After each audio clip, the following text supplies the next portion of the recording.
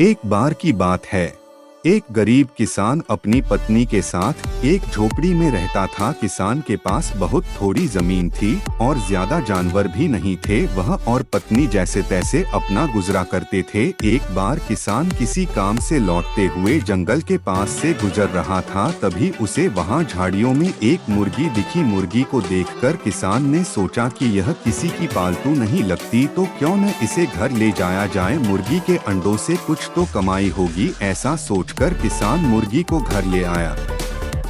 अगले दिन सुबह जब किसान और उसकी पत्नी सोकर उठे तो उनके आश्चर्य का ठिकाना न रहा। उस मुर्गी ने सिर्फ अंडा दिया था जो सोने का था। किसान और उसकी पत्नी बहुत खुश हुए। उन्हें समझ आ गया कि यह मुर्गी कोई आम मुर्गी नहीं थी, बल्कि एक जादुई मुर्गी थी। अगले दिन भी वही हुआ और उसके अगले दिन भी वही नियम से रोज वह मुर्गी सुबह सोने का एक अंडा देती थी। मुर्गी के सोने अंडे देने से धीरे धीरे किसान और उसकी पत्नी की गरीबी दूर होने लगी। अब उन्हें पैसों की कमी नहीं रही।